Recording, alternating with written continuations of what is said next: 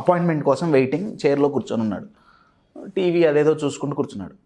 వెనక నుంచి ఒకడు వస్తాడండి, వచ్చి దవ్వాడ పగిలిపోయేటట్టు కొడతాడు. ట్రూ అండి, సీసీటీవీలో రికార్డ్ అయింది, ఇది ట్రూ ఇన్సిడెంట్. కొడితే దవడ పగిలిపోతుంది వాడికి. కూర్చున్న వ్యక్తికి ఎంతో కోపంగా లేచి ఇట్లా చూస్తాడు. వెనకున్నాడు పిచ్చాడు, అన్నవుతుంది.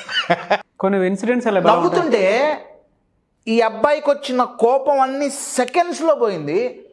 అరే పాపం పిచ్చోడు అని చెప్పి డాక్టర్లను పిలిచి ఇతన్ని అప్పచెప్పి సైకియాట్రిక్ వార్డుకి పంపిస్తారు.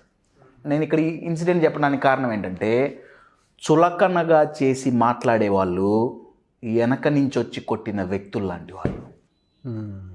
యాక్చువల్గా వాళ్ళు ఒక మానసిక స్థితిలో బాధపడుతున్నారు.